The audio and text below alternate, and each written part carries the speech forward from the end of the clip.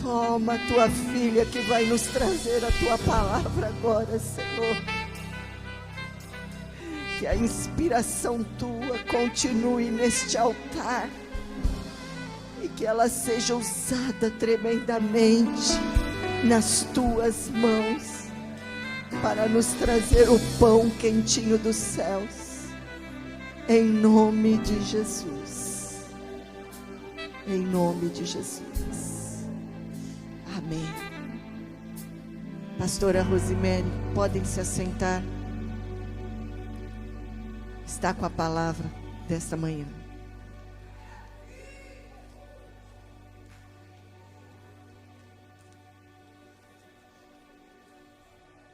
Eu saúdo os irmãos com a paz do Senhor. É uma honra muito grande, né? Estar aqui diante de um povo tão seleto. Um povo que ora, né? É bom demais. Eu falei assim, nossa, como que eu pude perder durante tanto tempo de estar aqui às quintas-feiras, né? A gente se envolve com o trabalho, eu trabalho na prefeitura e às vezes é difícil faltar para vir, mas vale a pena, né? Eu acho que dava para a gente ir embora, né? Porque a gente já ouviu demais. Eu ouvi uma coaching aqui de Jesus falando, né? A nossa irmã que podia dar cursos aí fora de como sabe usar o dom que Deus deu, né? É como a Eliane falou, né? Deus usa cada um, né? Do seu jeito, né? E eu creio que Deus me usa do jeito que Ele me fez, meio envergonhada, mas às vezes eu me surpreendo com a coragem que Ele me dá. E eu orei, né? Para falar, né? Para escolher um tema para falar. E o Senhor me tocou de um tema bem desafiador, que é família. Todos nós viemos de uma família, né? Às vezes mais ajustada, outras vezes menos ajustada, mas todos nós viemos de uma família. E aí a gente tem a palavra do Senhor que começa a história com uma família e termina com um casamento, não é mesmo?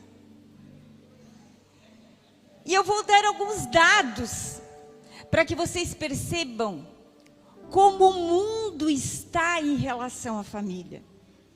Existe uma preocupação da ciência, a ciência verdadeira, né? Não a pseudociência, mas a ciência que estuda o comportamento humano, ela se volta hoje muito para a família, porque ela conseguiu perceber que uma família desestruturada gera pessoas desestruturados, gera políticos desestruturados, gera uma nação desestruturada.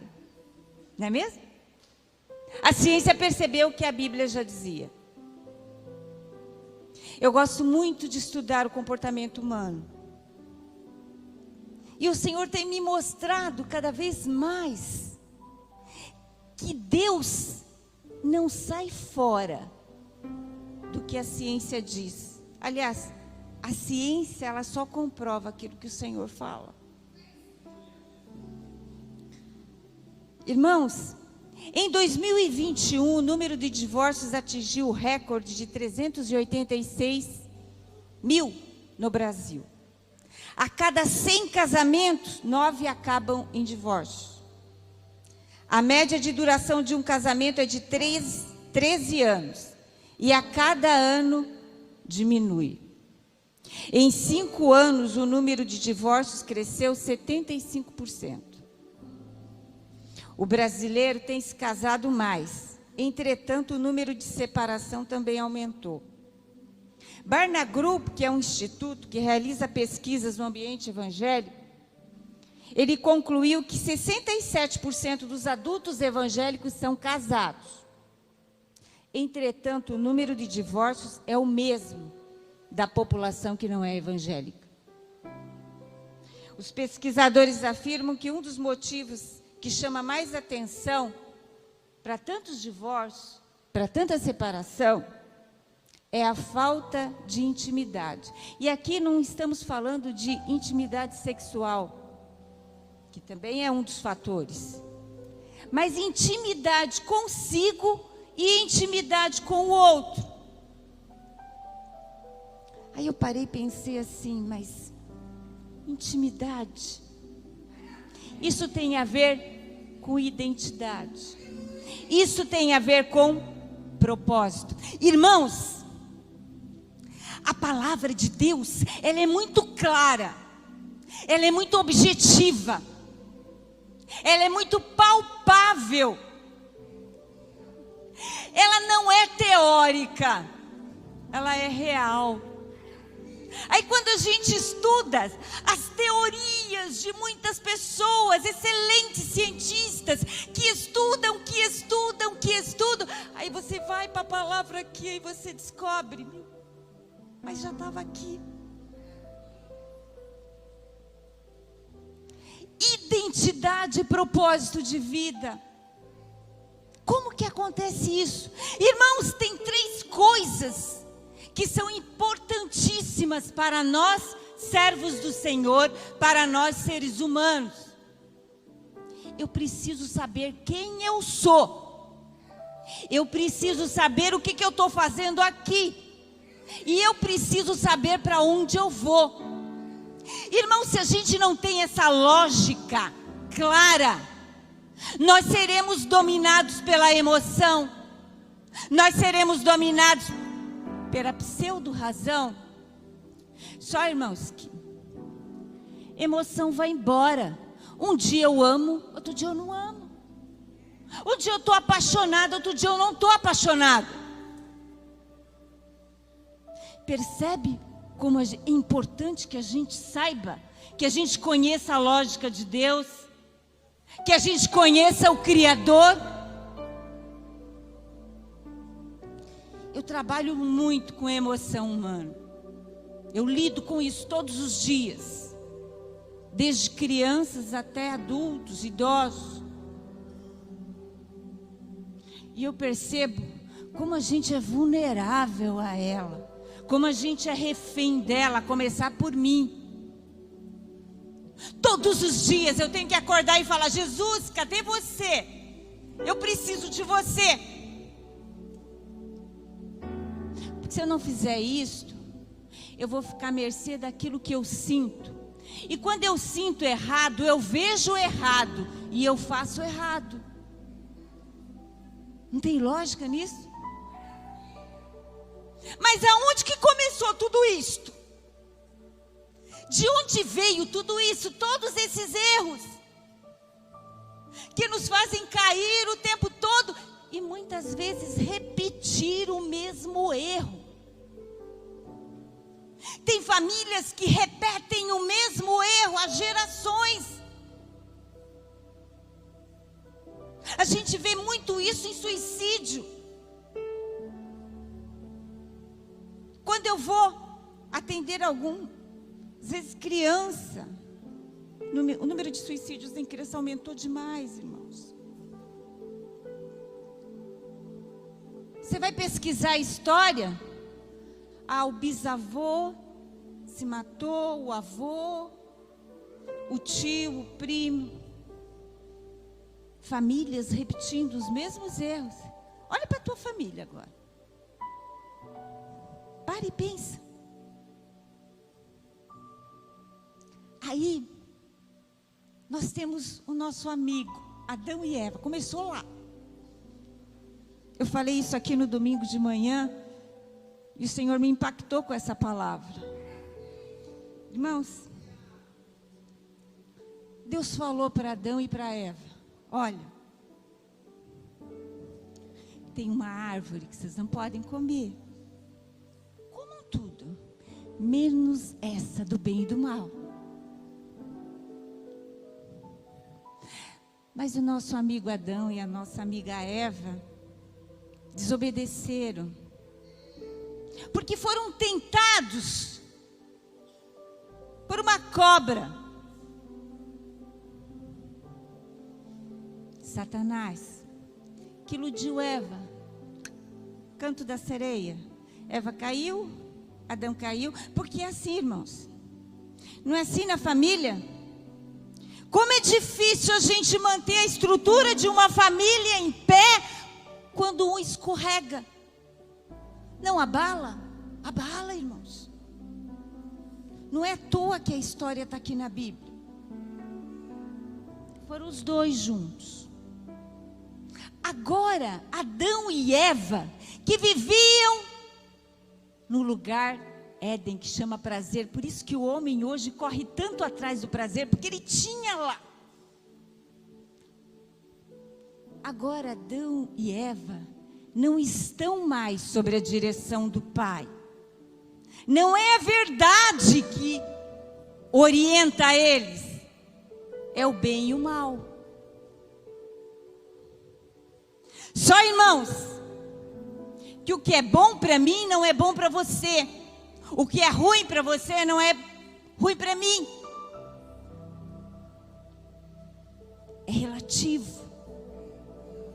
E hoje a gente vive isto. Olha com as crianças o que acontece. O que estão colocando na ideia, na cabecinha das nossas crianças? Você pode ser como você pode não ser. Você escolhe. Só que tem mais uma coisa importante que a gente tem que saber. Cérebro paralisa quando existe dúvida. Aí é comportamento humano, aí é ciência. Cérebro precisa de certeza para fazer. Eu preciso ter o chamado, como o pastor falou, para andar, para seguir. Quando eu não tenho essa verdade, eu paraliso. E aí eu adoeço. Aí o homem que antes tinha a identidade de Cristo, a identidade de Deus, agora ele não tem mais esta identidade. O homem que tinha o propósito de Deus para a vida dele, agora ele não tem. E o homem se afasta de Deus. E ele não tem mais Deus, e acabou a história e vão para casa. Acabou. Ainda bem. Porque aí Deus faz Jesus, faz por eles. Eu não quero perder este homem. Aí Jesus vem, aí Jesus paga o preço, aí Jesus morre na cruz. E aí nós, através da cruz, através de Jesus, voltamos lá. E pegamos de novo a identidade, porque agora somos filhos. Irmãos, isso é tão sério, que está aqui na palavra.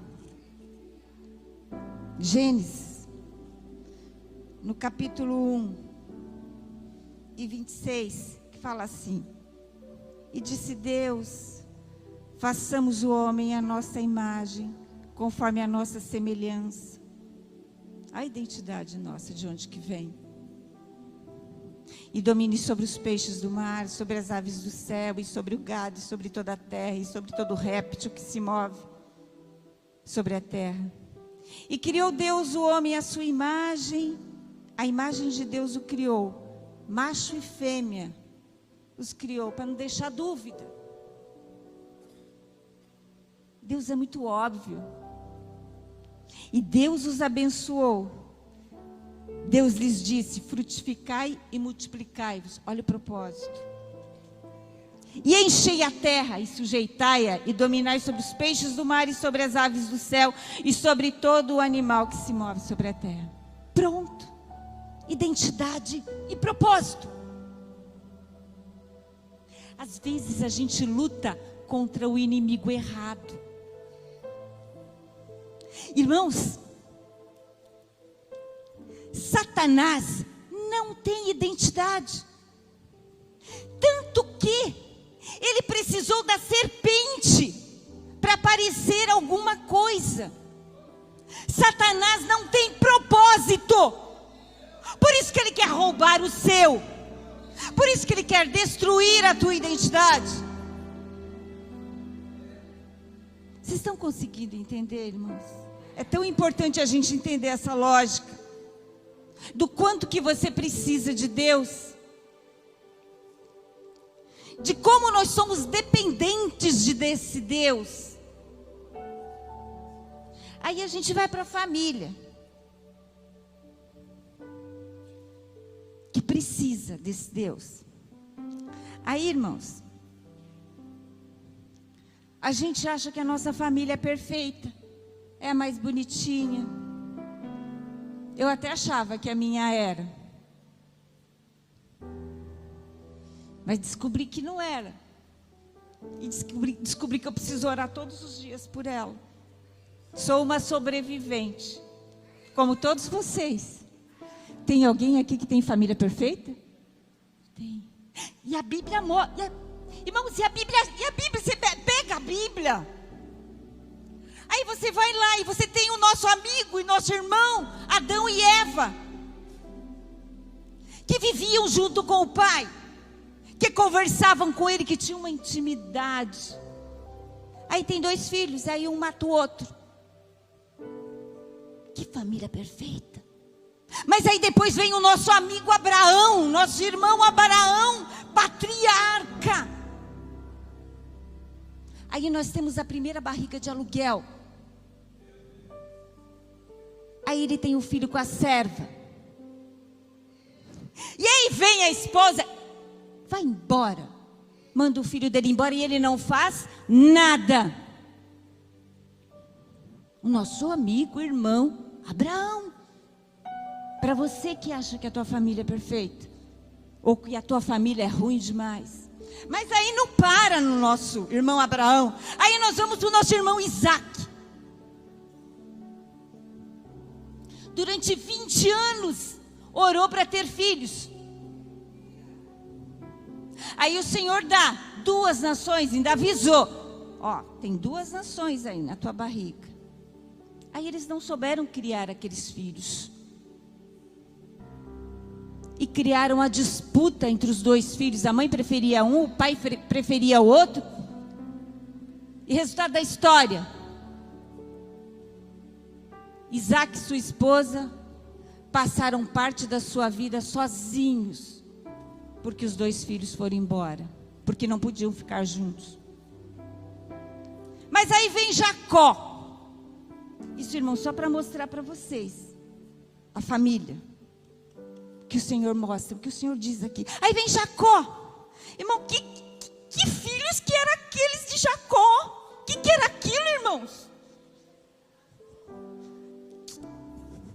Aí Jacó tinha um filho predileto, que era José, filho da amada dele. Mas aí o que acontece? Os irmãos ficaram com ciúmes. Vamos dar um jeito no nosso amigo José aí, no nosso irmão José, o fofoqueiro. Acaba com ele. Aí os irmãos resolvem vender a José. Os filhos de Jacó. Mas não para por aí. Aí nós temos o nosso irmão Eli, o sacerdote. 40 anos servindo ao Senhor na igreja. 40 anos adorando a Deus. Mas os seus filhos, família perfeita. Aí nós temos Samuel. Eu contei tanto essa história de Samuel, ela é linda demais para as crianças vibravam com a história de Samuel. Deus, é você que está falando? Samuel era tão reto diante de Deus, diante do Senhor, que ele chegou diante do povo e falou assim: eu nunca tirei nada de vocês, eu nunca desviei um centavo, uma moedinha de ouro de vocês, todos os dias eu orei por você, povo de Israel. Que coragem! Mas os filhos de Samuel,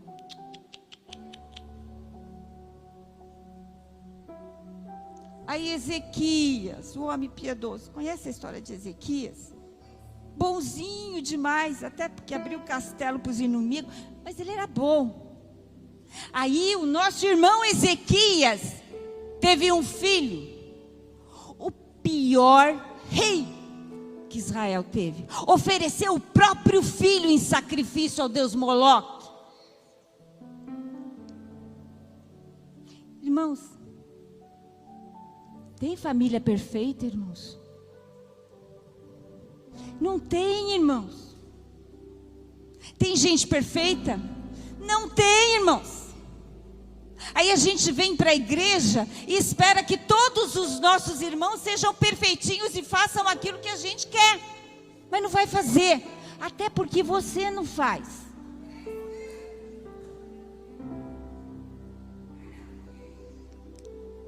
Qual é a foto da tua família?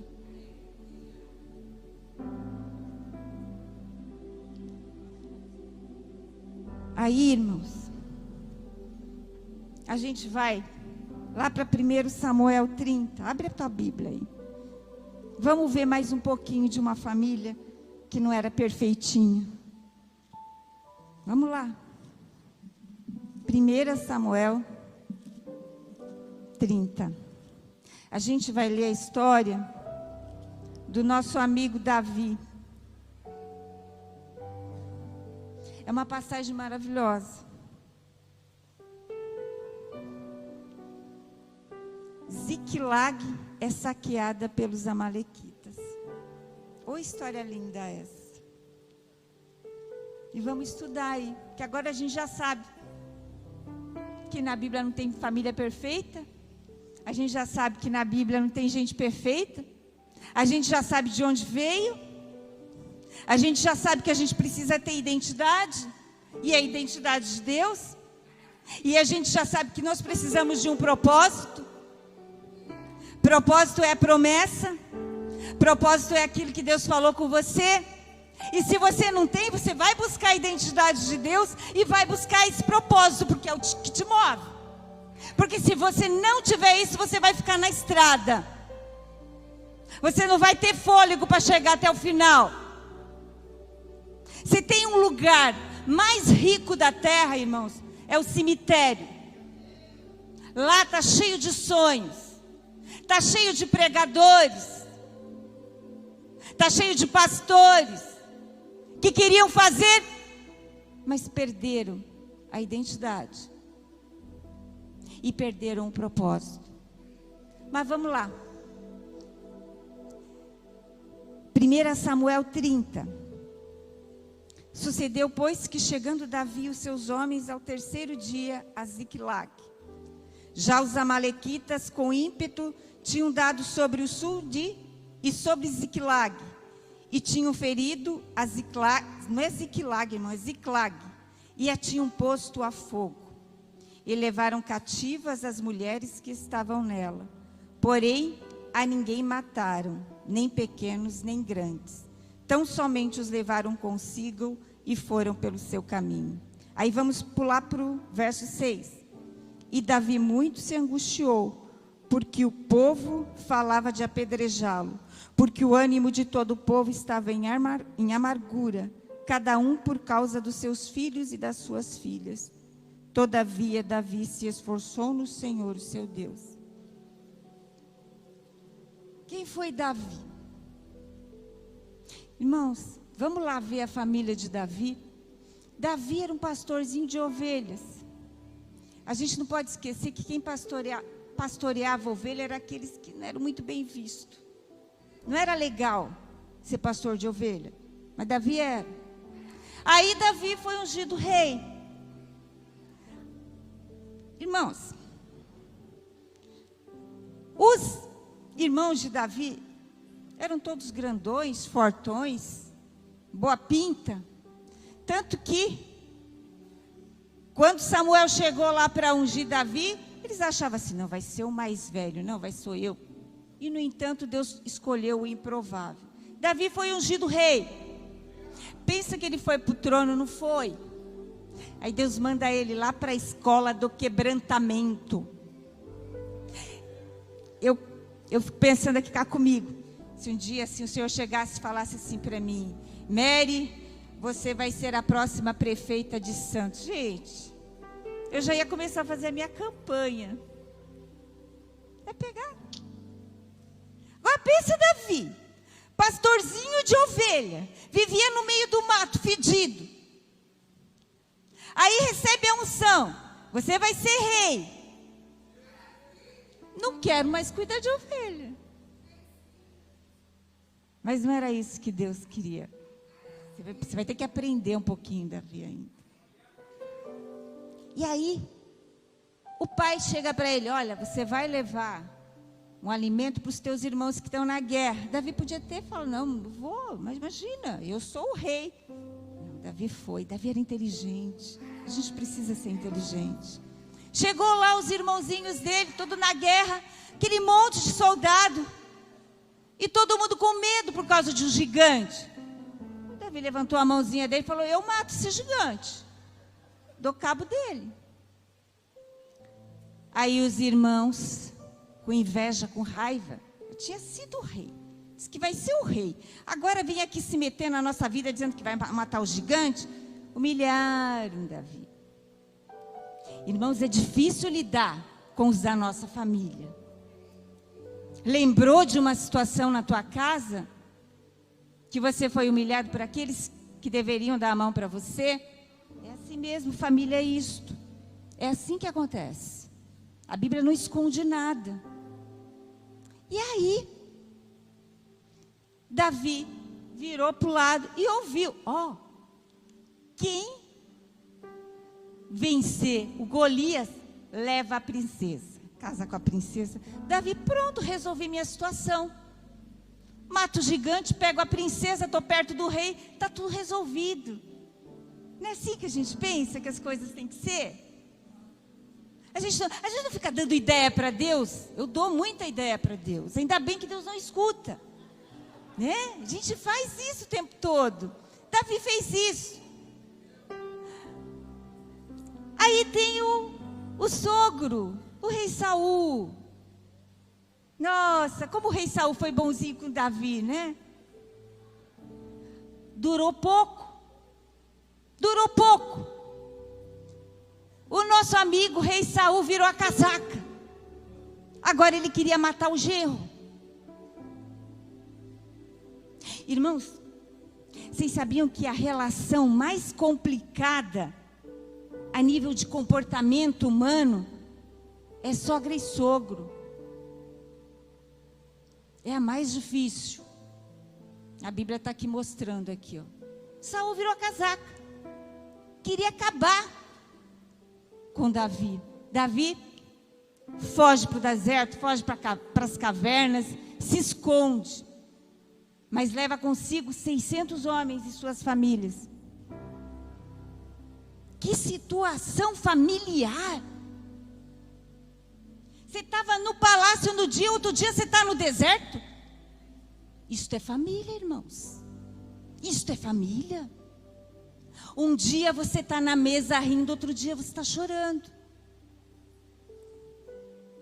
Identidade, propósito. Quando a gente perde isto, fica difícil. E Davi foi para o deserto. Chegando lá, ele pediu asilo para quem? Para o inimigo de Israel, para os filisteus. Família. Mas como? Como que você vai para a casa daquela pessoa? Como que você se... Família. É aquilo que você menos espera acontece. A gente fala assim, as apunhaladas, né? E é assim mesmo. Família. Não é perfeita. Aí, para melar a situação toda, os filisteus declaram guerra para o povo de quem? Israel. Terra de quem? Do nosso amigo Davi. Mas Davi e o rei filisteu estavam assim. E Davi estava pronto para lutar contra seu próprio povo. Que situação. Família. Deus nunca perde controle de nada. Deus nunca perde controle. Ó, Davi, volta. Vai lá para Ziclag, que você não vai lutar não. Volta. Davi volta lá para a cidade dele, onde estavam a família. Quando chegou lá, aconteceu o que a gente leu aqui. Os amalequitas invadiram a cidade de Davi. Queimaram tudo. E levaram as mulheres e as crianças e os pertences. A Bíblia diz que Davi chorou. Chorou até não poder mais. Não é assim que acontece com a gente? Eu lembro que, uma época da nossa vida, da minha família, quando a gente recebeu o diagnóstico de morte do meu pai, o chão sumiu. Não tem mais jeito. Ele vai morrer. Acho que Davi se sentiu desse jeito. Perdi.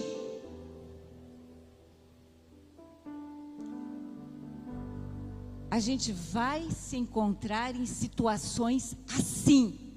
Se você ainda não viveu, você vai viver. Porque é família. A Bíblia diz que Davi chorou, que os 600 choraram, mas aí aqueles que estavam dele pararam e: vamos acabar com a tua raça, Davi. Você é o culpado, Davi. E não é assim que a gente se sente às vezes? Deu tudo errado na tua casa, deu tudo errado na tua família.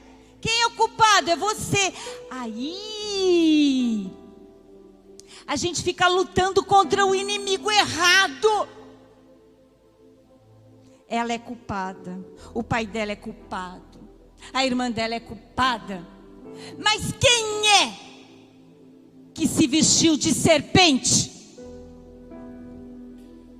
Quem é que quis roubar a tua identidade? Quem é que quis roubar o teu propósito? O diabo. Irmãos, desde que Adão e Eva saiu do Éden, todos os dias você tem que falar: Jesus, meu Deus, eu quero a tua identidade. Senhor, me lembra do teu propósito. Porque a gente esquece. Tanto esquece A Bíblia diz que a cada aliança que o povo fazia tinha que ser construído um memorial para que se lembrasse. Nós temos um memorial da nossa aliança com Deus. Você vai esquecer do que Deus fez? Você vai esquecer do que Deus falou? Porque a gente esquece. A gente precisa se lembrar todo dia das coisas boas que o Senhor faz para nós. Você tem o Satanás para trabalhar contra você, e você tem o teu próprio cérebro que faz isso contra você, porque ele funciona desse jeito. Tudo que não é lembrado é esquecido. Tudo que eu não faço eu esqueço. Por isso que eu tenho que orar. Por isso que eu tenho que jejuar. Por isso que eu tenho que vir à igreja. Nós precisamos disso. O ser humano precisa disso. E a família precisa disso.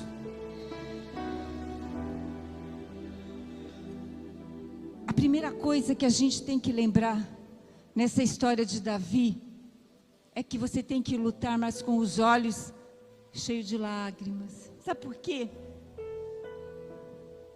Porque a lágrima, porque o choro, ele produz quebrantamento. Ele faz com que a gente fique mole. Ele afofa a terra. Deixa a terra permeável, para que você consiga ouvir a voz de Deus.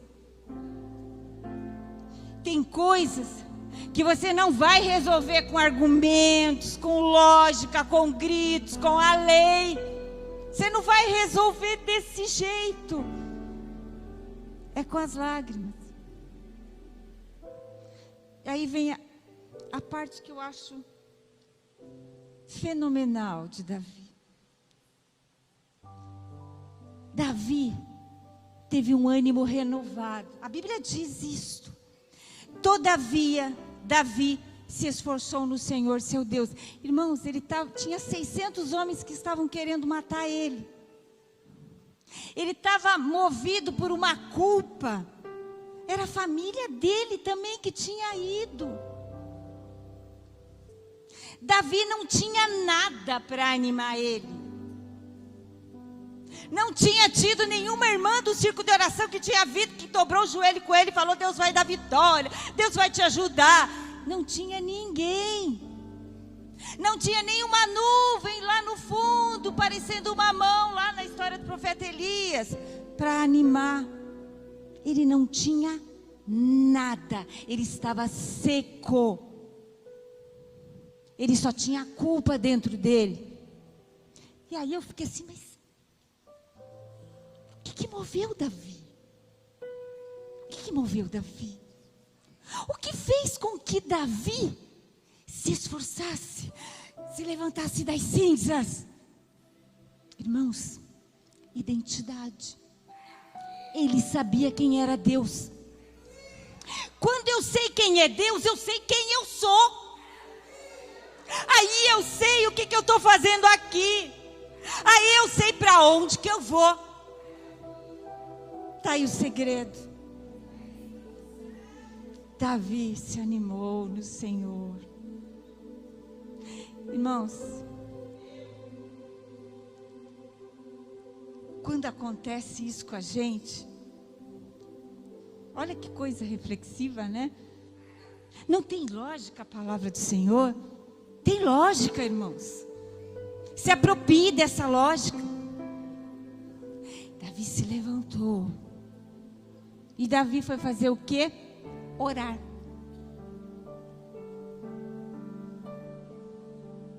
Davi foi orar. E é isso que a gente tem que fazer. Orar. Aí eu oro 1, eu oro 2, eu oro 3 dias, 4 dias, 5 dias. Deus responde quando Ele quer, viu? Para Davi, Deus respondeu rápido. Domingo, no final do culto, eu encontrei com uma irmã. E eu vi que o esposo dela estava na igreja. Eu falei, que legal, teu esposo está aí na igreja. Ela, faz 20 anos que eu estou orando.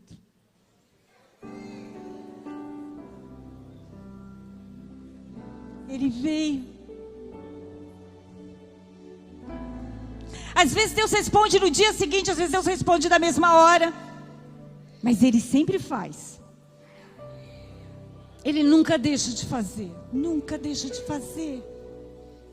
Às vezes Deus, você vai embora. E Deus responde depois que você foi, né?